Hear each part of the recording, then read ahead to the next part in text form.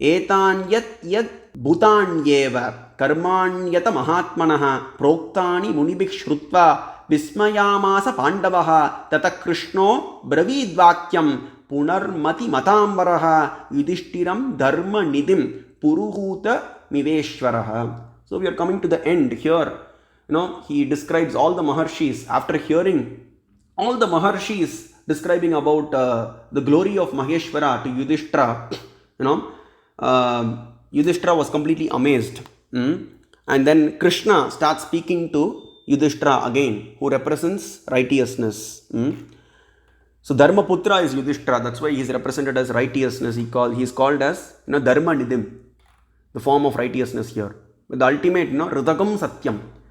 Mahadeva is the ultimate, form of righteousness. So Ridhagam Satyam. Satyam means truth personified. Ridhagam means righteousness personified.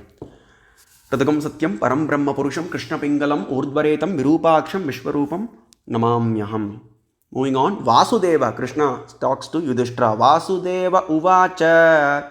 Here's where he brings in Upamanyu Maharshi. So he brings, these till this time, in the 18th chapter, various rishis glorified Mahadeva.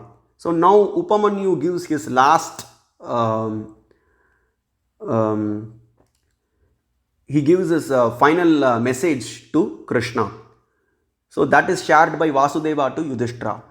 Vasudeva uvacha upamanyurmayi praha tapannivadivakaraha ashubhaih papakarmano yenarah kalushikritaha. Upamanyu seemed to blaze with the effulgence like that of the sun. Aditya Varnam tamasak parastat. Mahadeva is described as Aditya Varnam. Golden effulgence is coming out of the body of Mahadeva. Umasahayam Parameshwaram Prabham Trilochanam Neelakantam Prashantam Yatva Munargacchati Bhutayonam Samasta Saksham Tamasak Parastat. Purusha Suktam says Aditya Varnam Tamasak Parastat. So Aditya Varna, Mahadeva is described as Shuddha Spatika Sankasha, either camphor white or milk white or golden in complexion in the Upanishad. So his devotees are also like that. So Upamanyu is described as blazing like the effulgence equal to that of the sun. And then Upamanyu said to Vasudeva, that is Krishna, Papa Karmano, sinful men with unrighteous deeds do not succeed in attaining Ishvara. The same message that was given by Upamanyu's mother to Upamanyu. Duvigneyo durakaro durantaro durakrataha. So duratmas can never understand. Shivadveshis can never understand Mahadeva, O Upamanyu. So that was the message that was given by Upamanyu's mother to Upamanyu. And the same thing is being shared by Upamanyu to Krishna. Sinful men of unrighteous deeds can never understand. People who have Shivadvesham can never succeed in attaining Ishvara, O Krishna. And they are bound by the attributes of Rajas and Tamas. They can never approach the supreme reality, Mahadeva. So here he says, Rajas, Tamas. Some people make fun of Mahadeva is bound by Tamoguna.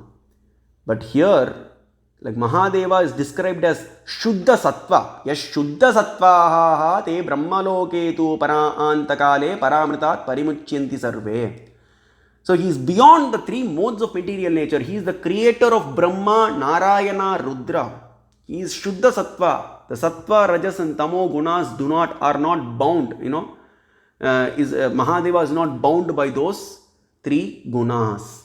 He alone is described as Shuddha Sattva. So that's why he says, people who are bound by the attributes of Rajas and Tamas can never approach the Supreme Deity. Mahadeva is the destroyer of Tamas within the Devas and also within the Jivas.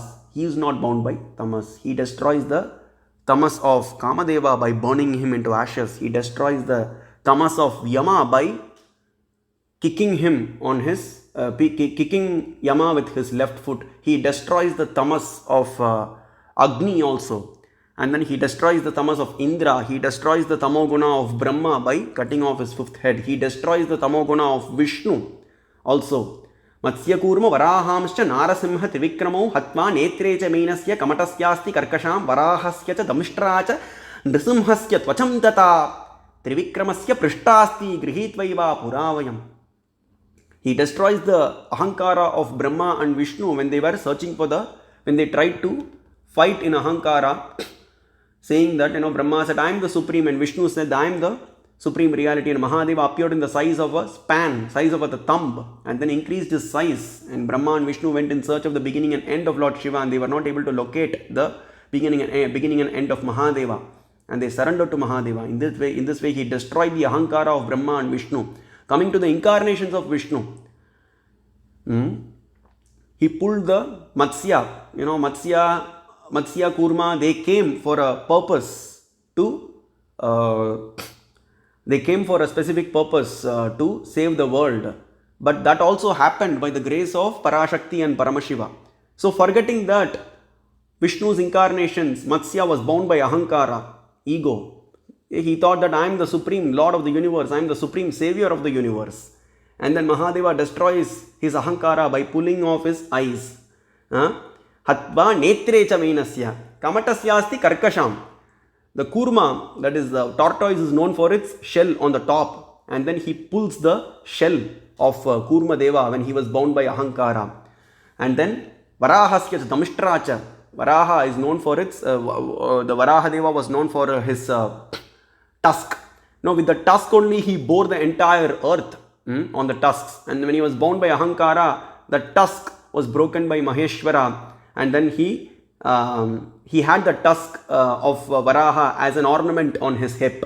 And then Nrisimhasya Tvacham Tata, this is a known fact, where Mahadeva appears as Sharabha and then peels the skin of Narasimha and wears it as a garment. Trivikramasya prishtasti grihitvaiva puravayam. He tears the backbone of Trivikrama when he was bound by ahankara. So in this way, Mahadeva is the destroyer of ahankara within the jivas and the devas. He is not bound by ahankara. He is beyond the three modes of material nature. And that's why Upamanyu says, people who are bound by rajas and tamoguna can never ever approach the supreme Mahadeva, who is beyond the three modes of material nature, who is Shuddha Sattva. He is not just Sattva, he is Shuddha Sattva.